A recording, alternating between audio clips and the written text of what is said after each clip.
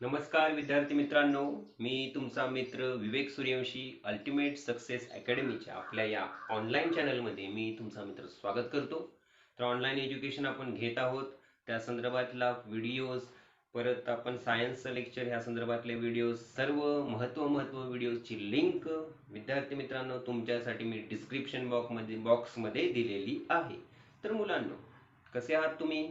आहात ना आनंदात? तर असेच आनंदात राहा, मजेत राहा आणि अभ्यास करत राहा. अभ्यास का करत राहा मी तुम्हाला आवर्जून सांगतोय, कारण की तुम्हाला माहित आहे आपण सर्वजण लॉकडाऊनमुळे घरात आहोत. कॉलेज आहे का, स्कूल सुरू आहे का, काही सुरू नाहीये. म्हणजे घरात तुम्ही आहात लॉकडाऊनमुळे. म्हणजे काय नुसतं घरात झोपा काढायचे का? नाही. इंटरनेटवर फक्त चॅटिंगच करत बसायचं का? यूट्यूब बघत बसायचं का? टिकटॉक करायचं का?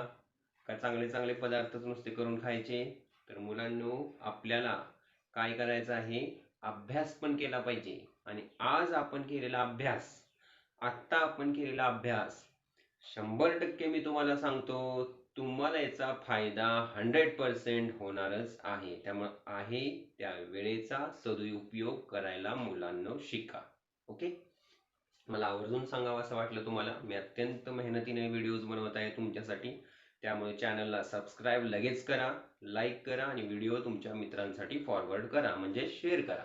तर मुलांनो, आधीचं लेक्चरची लिंक तर व्हिडिओ डिस्क्रिप्शनमध्ये आहेच. मागं आपण काय शिकलो पहिल्या पार्टमध्ये, तर आपण ग्रॅव्हिटेशनचा चॅप्टर सुरू केलेला आहे. ग्रॅव्हिटेशन मधील आपण काय शिकलो, ग्रॅव्हिटेशन म्हणजे काय शिकलो, न्यूटन्स बद्दल समजून घेतलं. आणि सेंट्रिपिटल फोर्स म्हणजे काय, सर्क्युलर मोशन म्हणजे काय, ह्या गोष्टी आपण शिकलेलो आहे. तर केप्लर्स लॉ आपण बघितला आणि न्यूटनचा युनिव्हर्सल ग्रॅव्हिटेशन लॉ हे आपण बघितलेला आहे. तर आज आपण काय होणार आहे, तर आज लक्ष आहे का? लक्ष द्या. तुमचं लक्ष असेल तर तुम्हाला समजेल. त्यामुळे आपला व्हिडिओ मी शॉर्ट करायचा प्रयत्न केलेला आहे. आज खूप छोटा व्हिडिओ करणार आहे आणि एकच पॉईंट घेणार आहे. त्यामुळं लक्ष द्या तुम्ही. आज आपण युनिफॉर्म सर्क्युलर मोशन शिकणार आहोत, किंवा त्यालाच मॅग्निट्यूड, त्याच कन्सेप्टला magnitude of centripetal force. Uniform circular motion म्हणजे काय, मॅग्निट्यूड ऑफ सेंट्रिपिटल फोर्स म्हणजे काय, किंवा न्यूटन्सचा universal square law, Newton's universe square law म्हणजे काय, हे आपल्याला गोष्टी शिकायच्या आहेत. तर मुलांना, आपण आधी बघितलं होतं की केपलरने जे काही नियम मांडले होते त्याची त्याला सिद्धता करता आली होती का, प्रूफ करता आलं होतं का? नाही. कोणी केलं प्रूफ? न्यूटनने केलं. मग न्यूटननं केपलरचा जो थर्ड लॉ आहे, थर्ड लॉ काय आहे केपलरचा, आठवतोय का? नाही. थर्ड लॉ काय आहे? T square is directly proportional to R cube. ह्याच्यामध्ये टी टी काय आहे? T is a period of revolution. म्हणजे T is a period of revolution is directly proportional to square नाही तर cube, cube of distance between planet and sun. T square is directly proportional to R cube, T square is equal to K R cube. अशा प्रकारे हा केपलरचा third law आहे. मग ह्याचा उपयोग न्यूटननं ह्या युनिव्हर्स स्क्वेअर लॉ मध्ये कशा प्रकारे केला, हेच आपल्याला आज शिकायचं आहे. तर मुलांनो, तर मग मला सांगा, काय सांगा, मी तुम्हाला एक प्रश्न विचारतो. सेंट्रिपिटल फोर्स कुठं असतं? Where is centripetal force? Centripetal force, जो object circle along circle move करत असतो तिथं सेंट्रिपिटल फोर्स असतो. म्हणजे सेंटर सिकिंग ऑब्जेक्ट म्हणजेच काय, हा ऑब्जेक्ट आहे असा मूव्ह करतोय राऊंड मध्ये, सर्कल मध्ये, सर्क्युलर मोशन आहे. जिथं सर्क्युलर मोशन आहे तिथं काय आहे? सेंट्रिपिटल फोर्स आहे. सेंट्रिपिटल फोर्स आहे म्हणूनच सर्क्युलर मोशन आहे. मुळात समजलं तुम्हाला? हे आहे त्या ह्या कक्षेचा, म्हणजे ह्या सर्क्युलर पाथ हा सेंटर आहे आणि हे आहे सेंट्रिपिटल फोर्स. सेंट्रिपिटल फोर्स कुठल्या दिशेने असतं? Toward centre. ओके, हा ऑब्जेक्ट आहे, ही दिस इज ऑब्जेक्ट. समजा हे सनच आहे आणि हे आहे अर्थ. ओके, ही अर्थच इथं रिव्हॉल्व करते, म्हणजे हे ऑब्जेक्ट इथं असं रिव्हॉल्व करते. ओके, हे सेंट्रिपिटल फोर्स आहे इकडं. समजलं तुम्हाला?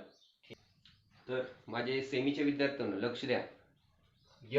F is directly proportional to product of masses and inversely proportional to square of distance between them. This is Newton's law. तर मला सांगा, ह्याच्यामध्ये जे काही तुम्हाला inversely proportional to square of distance between them, ह्याच्यामध्ये असलेल्या अंतराच्या स्क्वेअर बरोबर हे इनव्हर्सली प्रोपोर्शनल आहे. हे कशावरून? कशावरून आहे, हे कसं काय सिद्ध झालेलं आहे, ह्यालाच काय म्हणायचा, न्यूटन्स इनव्हर्स स्क्वेअर लॉ. हे कसं काय सिद्ध केलं न्यूटननं, तरी आपण आज सिद्ध करूया. कसं सिद्ध केलं ते बघूया आपण. तर आपल्याला माहितच आहे. काय माहित आहे, मी तुमच्या पुस्तकामध्ये ज्या गोष्टी आहेत त्या गोष्टी थोड्याशा वाचतो, म्हणजे तुम्हाला तुमची पण लिंक लागेल थोडीशी. Uniform circular motion, magnitude of centripetal force. Okay, uniform circular motion म्हणजे काय, तर एखादा ऑब्जेक्ट सर्कलमध्ये मूव्ह करत असेल तर त्याला म्हणायचं सर्क्युलर मोशन. युनिफॉर्म इथं काय देतोय, युनिफॉर्म म्हणजे काय, तर एखादा ऑब्जेक्ट कमीच्या स्पीडनं, म्हणजे एखादा स्पीड वाढलेला आहे परत कमी झालेला आहे असं नसतं, त्याचं स्पीड सर्कलमध्ये युनिफॉर्म असतं. म्हणजे कसं असतं, एक समान वर्तुळाकार गतीमध्ये फिरणारं ऑब्जेक्ट. म्हणजे हे जे ऑब्जेक्ट आहे हे असं ह्या फिरत आहे, याची गती कशी आहे, एक समान आहे. म्हणजे 40 आपण म्हणतो ना, किती स्पीडनं आला असतो, 40 किलोमीटरनं आलो, 40 किलोमीटर 40च्या स्पीडनं आलो म्हणतो. 40चं स्पीड म्हणजे काय, तर एका ओव्हरमध्ये 40 किलोमीटर अंतर कापणे. म्हणजे हे स्पीड आहे, हे कॉन्स्टंट आहे. ओके, म्हणजे काय, युनिफॉर्म आहे, समान आहे. म्हणजेच काय, समान स्पीड मध्ये. मी तुम्हाला डेफिनेशन सांगतो युनिफॉर्म सर्क्युलर मोशनची. Movement of body around the centre of axis. movement of body around center of axis with constant speed. Okay, और with equal speed. त्यालाच म्हणायचं युनिफॉर्म सर्क्युलर मोशन. सिंपल. ठीक आहे. Consider an object moving in circle with constant speed. त्यालाच म्हणायचं uniform circular motion. Consider, आपण एक object consider केलाय, हा सर्कल मध्ये काय करतोय, युनिफॉर्म मूव्ह करतोय, कॉन्स्टंट स्पीडनं मूव्ह करतोय. We have seen earlier that such motion is possible only when the object is constantly acted upon by the force directed towards the center of circle. आणि आपल्याला माहित आहे, we have seen that, काय scene केलंय आपण, जर एखादा object circle मध्ये मूव्ह करत असेल तर त्या ऑब्जेक्ट वरती एक फोर्स एक्झर्ट होत असतं, एक फोर्स काय होत असतं, त्याच्यावरती निर्माण होत असतं. ते फोर्स ह्या ऑब्जेक्टला सेंटरच्या दिशेनं, it is directed toward the centre of circle. त्याच्या डायरेक्शन म्हणजे हे फोर्स आहे. हे फोर्स कुठलं फोर्स आहे मग, तेच त्यालाच काय म्हणतो आपण, centripetal force. This force is called centripetal force. If m is mass of object, जर ह्या ऑब्जेक्टचं मास काय आहे, m आहे. ओके, आणि हे जी काही व्हेलॉसिटी आहे, कॉन्स्टंट स्पीड न फिरते युनिफॉर्म, ही समजा v आहे, आणि हे जे अंतर किती आहे, r आहे. ओके, हे रेडियस r आहे. तर फोर्स कसं लिहायचं असतं, समजा m is mass of object, लक्ष द्या, v स्पीड किंवा velocity. Okay, m is mass of object, v समजा स्पीड ऑफ ऑब्जेक्ट, आणि r डिस्टन्स किंवा काय आहे, रेडियसच आहे ना सर्क्युलर मोशनची, सर्क्युलर पाथची, किंवा r ही काय, डिस्टन्स आहे from this object to this object. Okay, हे जर असं असेल तर सेंट्रिपिटल फोर्स कसं होतं, centripetal force is equal to mv² divided by r. हे अशा प्रकारे तुमच्या पुस्तकामध्ये दिलेलं आहे. हेच म्हणजे v² डिवायडेड बाय r कसं आलं, हे काय ह्याच्यामध्ये सिद्ध केलेलं नाहीये पुस्तकामध्ये एवढंच दिलेलं आहे. then it can be shown that this force is equal to F is equal to mv² divided by r. तर मी तुम्हाला विद्यार्थ्यांनो हे कसं आलं, काय आलं, हे मी तुम्हाला थोडक्यात सांगतो. ओके, सगळंच्या सगळं मॅथमॅटिकल एक्सप्रेशन देत नाही, जेणेकरून वेळ जास्त होईल आणि तुम्हाला त्याची गरजही नाही. पण तुम्हाला हे कसं आलं हे मी थोडक्यामध्ये तुम्हाला हे तर समजून सांगतो. न्यूटनचा सेकंड लॉ काय, न्यूटनचा सेकंड लॉ काय सांगतो, force generate acceleration in body. फोर्समुळे बॉडीमध्ये ऍक्सलरेशन तयार होतं. बरोबर आहे, आपण गाडीमध्ये बसलेलो आहे, आपल्यामध्ये सुद्धा ऍक्सलरेशन तयार होतं. कधी आपल्याला कळतं, ब्रेक लावल्यानंतर आपण पुढे जातो, म्हणजे आपण सुद्धा आपल्यामध्ये सुद्धा ऍक्सलरेशन तयार झालेलं होतं. समजलं तुम्हाला? म्हणजे फोर्स जनरेट ऍक्सलरेशन, न्यूटनचा सेकंड लॉ. मग आपण कसं लिहितो ते न्यूटनचा सेकंड लॉ नुसार F is equal to m into A. आठवलं का? This is Newton second law. Force is equal to mass into acceleration. जर इथं मग सेंट्रिपिटल फोर्स आहे तर ह्या बॉडीवरती ऍक्सलरेशन तयार होतंय का? होतंय. मग हेच ऍक्सलरेशन, हे सेंट्रिपिटल फोर्स आहे, तर मग ह्या ऍक्सलरेशनला काय म्हणायचं? Centripetal acceleration. समजलं? मग हे काय आहे? Centripetal acceleration. C stand for centripetal acceleration. मग सेंट्रिपिटल ऍक्सलरेशन कसं येतं? सेंट्रिपिटल ऍक्सलरेशन काढायचं एक सूत्र आहे, ते तुम्हाला प्रूफ करून मी दाखवणार नाहीये, ते तुम्हाला डायरेक्ट दाखवतो, ते तुम्ही पाठ करून घ्या. सेंट्रिपिटल ऍक्सलरेशन AC बरोबर v² divided by r. Acceleration आणि ह्या बॉडीचा असलेला वेग ह्याचा वर्ग ह्याचा स्क्वेअर आणि ह्याच्यामध्ये असलेलं हे अंतर. ह्या ऍक्सलरेशनची दिशा कुठल्या दिशेला आहे? ऍक्सलरेशनची दिशा सुद्धा टुवर्ड सेंटरच असते. ओके, टुवर्ड फोर्सच्या दिशेने असते. मग हे AC ची किंमत आपण ह्याच्यामध्ये घातली, काय आलं बघा. मग F बरोबर m v² बाय r. आलं का? दिस इज झालं प्रूफ. समजलं तुम्हाला? F is equal to m v² divided by r कसं आलं? हे अशा प्रकारे डायरेक्ट पुस्तकामध्ये दिलेलं आहे. मी तुम्हाला थोडक्यामध्ये इथं समजून सांगितलं, जेणेकरून तुम्ही फक्त पाठच करू नये, काही गोष्टी समजून पण घ्याव्यात. आणि युट्यूबला बरेच व्हिडिओ आहेत, हे a बरोबर v² बाय r कसं आलं हे जर अजून समजून घ्यायचं असेल तर तुम्ही ते व्हिडिओ सर्च करा, वेळ पण आहे तुमच्याकडे. ठीक आहे. जर असं ऑब्जेक्ट जर मूव्ह करत असेल तर प्लॅनेट सुद्धा मूव्ह करते ना सन भोवती. प्लॅनेट आणि सन मध्ये हे काय सेंट्रिपिटल फोर्स नाहीये का? मग जर सेंट्रिपिटल फोर्स नसतं तर मग प्लॅनेट फिरलं असतं का सनच्या भोवती? सननं जर ओढूनच घेतलं नसतं सेंट्रिपिटल फोर्सनं? Of course not. बरोबर? म्हणजे इथं फिरलंच नसतं. मग आपण काय करू शकतो? जसे ऑब्जेक्ट भोवती केलेला आहे तसंच हा सेंट्रिपिटल फोर्स आपण सन आणि एखाद्या प्लॅनेट मध्ये असू शकतं का? तर yes, there is centripetal force between planet and sun. मग हे आपण कसं काढतो? F is equal to m v² divide by r, where m is काय? Mass of object. Mass of object. आता हे ऑब्जेक्ट काय आहे? प्लॅनेट आहे. मास ऑफ प्लॅनेट म्हणजेच अर्थ असेल तर अर्थ. स्पीड युनिफॉर्म सर्क्युलर मोशनच आहे ना अर्थचं स्पीड. 365 दिवस लागतात सूर्याच्या भोवती प्रदक्षिणा घालायसाठी, माहित आहे ना? खरं म्हणजे तुमचं तुम्ही शोधलं पाहिजे. r डिस्टन्स, आणि हे सूर्यापासून असलेलं पृथ्वीचं किंवा अर्थचं कुठल्याही प्लॅनेटचं अंतर. ओके, हे चेंज होत नाही. This is a radius of this काय? Of this circle. ठीक आहे.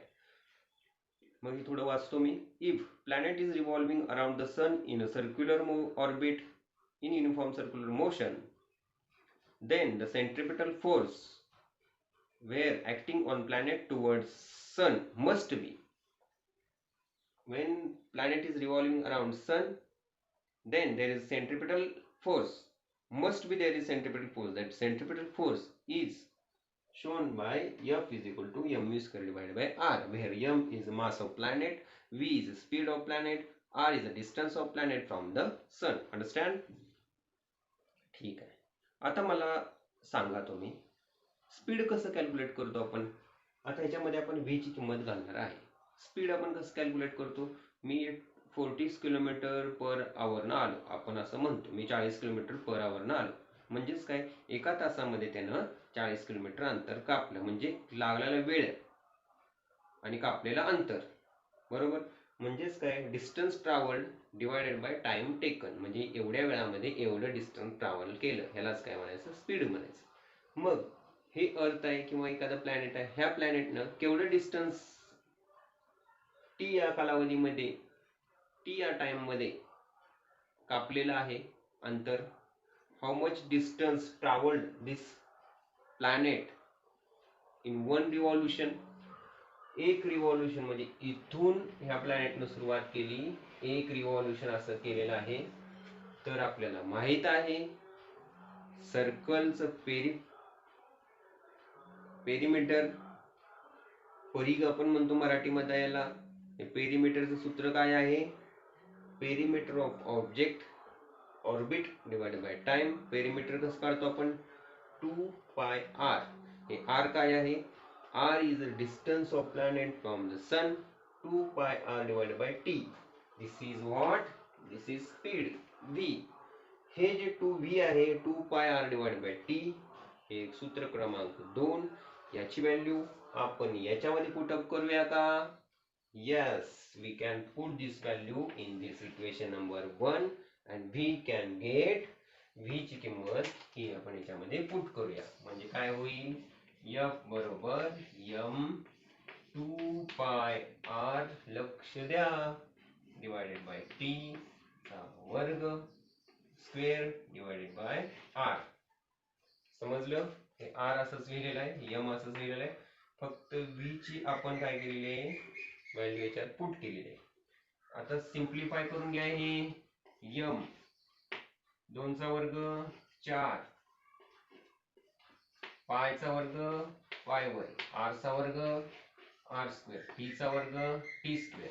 t स्क्वेअर इथं वरती आहे, इथं आपण खाली घेतला त्याला आणि हे r आहे असा लिहिला. ओके, हे r आणि हे स्क्वेअर इज गॉन. आपण काय केलेलं आहे? आपल्याला काय शोधायचं आहे? ह्याचा वापर न्यूटननं कसा केला आपल्याला शोधायचा आहे. तर ह्या इक्वेशनला आपण काय करूया? ह्याच्यामध्ये m काय आहे? मास ऑफ प्लॅनेट बदलतं का? नाही बदलत. 4 कॉन्स्टंट आहे, पाय कॉन्स्टंट आहे, वी नो दॅट. आणि टी पण बदलत नाही ना, टी पण वेळ तेवढाच लागतो प्लॅनेटला, त्यामुळे टी पण काय कॉन्स्टंट आहे. आर सुद्धा याच्यामध्ये कॉन्स्टंट आहे. तो लेट्स आपण पुढे जाऊया. काय बघूया? हे ह्याला आपण काय करूया? आता ह्या इक्वेशनला आर स्क्वेअर न डिवाइड करायचंय आणि आर स्क्वेअर न काय करायचं? याला मल्टिप्लाय करायचंय. By multiply r square divided by r square. Okay, हा आर स्क्वेअर आणि हा आर काय झालं? आर क्यूब झालं आणि आर स्क्वेअर खाली तसं आपण ठेवलेलं आहे. Next, f is equal to 4m pi चा स्क्वेअर. इथं काय आलेलं आहे?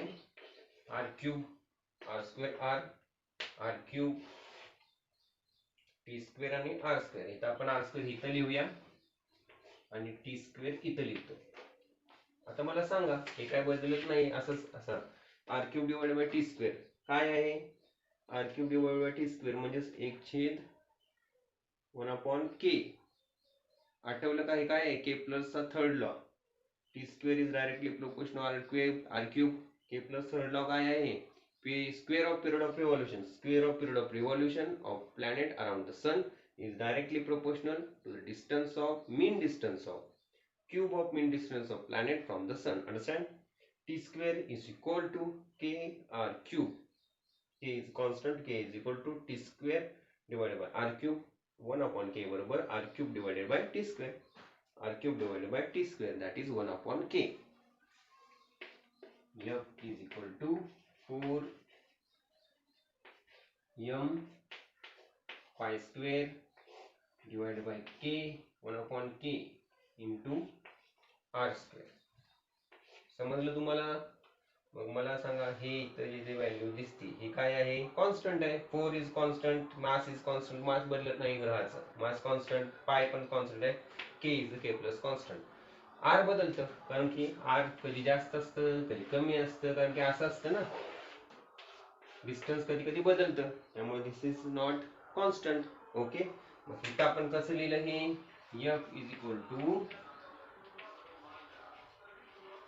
Constant 1/r square. समजलं? f is equal to constant 1/r square. मग हे 1/r स्क्वेअर आपण कसं लिहूया? तर f is equal constant 1/r square म्हणजे काय? f is inversely proportional to r square. f is inversely proportional to 1/d square. d म्हणजे डिस्टन्स, r म्हणजे सुद्धा डिस्टन्स. ओके, d म्हणजे डिस्टन्स, r म्हणजे सुद्धा डिस्टन्स. आलं का? मग this is proof of f is inversely proportional to the square of distance between planet and sun, and this is called inverse square law. समजलं तुम्हाला? यालाच म्हणायचं न्यूटनचा इनव्हर्स स्क्वेअर लॉ. अशा प्रकारे न्यूटन एक कन्क्लुजन दिलेलं आहे. काय कन्क्लुजन दिलेलं आहे? न्यूटन असं कन्क्लुजन दिलेलं आहे की force is acting on planet is inversely proportional to square of distance between planet and sun.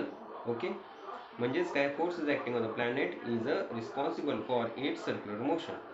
We know that force मुळेच काय होतंय, this planet is moving around circle, must be inversely proportional to the square of distance between planet and sun.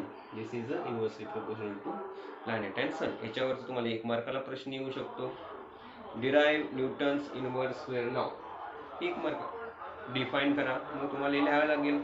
Newton's conclude that there is centripetal force acting on planet. Due to that, planet is revolving in circular motion. Okay, this centripetal force is inversely proportional to the square of distance between planet and sun. That is inverse square law. Next, तेच ह्यालाच म्हणायचं hence postulated the inverse square law of gravitation. ह्यालाच म्हणायचं inverse square law of gravitation. The gravitational force is much weaker. आणि लक्षात ठेवा, हा gravitational force हा much weaker, खूपच क्षीण असतो, weak असतो. पण ह्या gravitational force मुळेच संपूर्ण universe whole control of whole universe is due to only this gravitational force. आणि ह्याच्यामुळेच फ्युचर सुद्धा डिसाइड होते. जर ग्रॅव्हिटेशन फोर्स कमी जास्त झालं तर future will be very unpredictable. This is possible because of the huge masses of planets, stars and other constitutes of universe. Okay, इथे एक तुम्हाला प्रश्न विचारलेला आहे, यूज युअर ब्रेन. बघा तुम्हाला काय वाटतंय, तुमचं तुम्हीच विचार करा की बाबा हा प्रश्न आहे, is there gravitational force between 2 objects of table. जर टेबलवरती 2 ऑब्जेक्ट आहेत तर त्याच्यामध्ये ग्रॅव्हिटेशनल फोर्स असतो का? किंवा तुम्ही बसलाय बेंचवरती आणि तुमच्या शेजारी तुमचं मित्र किंवा मैत्रीण बसलेली आहे, मग ह्यांच्या तुमच्यामध्ये ग्रॅव्हिटेशन फोर्स आहे का? यस आहे का? डेफिनेशन सांगते, ते संपूर्ण विश्वामध्ये ग्रॅव्हिटेशन दोन वस्तू एकमेकाला आकर्षित करत असतात. मग ते मित्र असू देत, एकमेकाशी आकर्षित होत असतात. ओके, म्हणजे पहिल्या प्रश्नाचं उत्तर yes, there is gravitational force. दुसरा प्रश्न करा, इफ यस, जर यस असेल, why don't the two move towards each other. मग तुम्ही मित्र एकमेकांच्या दिशेने का मूव्ह होत नाही? वाय? तर त्याचं उत्तर सिम्पली आहे, because there is gravitational force between us and earth. हे ग्रॅव्हिटेशन फोर्स तुमच्या दोघांमध्ये असलेल्या फोर्सपेक्षा खूपच जास्त आहे, due to mass of earth. आणि तुमचं मास खूपच कमी असल्यामुळं तुम्ही एकमेकाच्या दिशेने मूव्ह होत नाही. असं वाटत असतं, मूव्ह होत असता खूपच कमी अंतराने, ते आपल्याला समजत पण नाही. समजलं तुम्हाला? That is the thing we discussed here today. Is a very important point. We know uniform circular motion or magnitude of centripetal force or Newton's inverse square law. तर आजचं हे लेक्चर होतं. विद्यार्थी मित्रांनो, आजचं लेक्चर तुम्हाला आवडले असेल. खूपच छोट्या पद्धतीनं, सोप्या पद्धतीनं मी तुम्हाला सांगितलेलं असेल.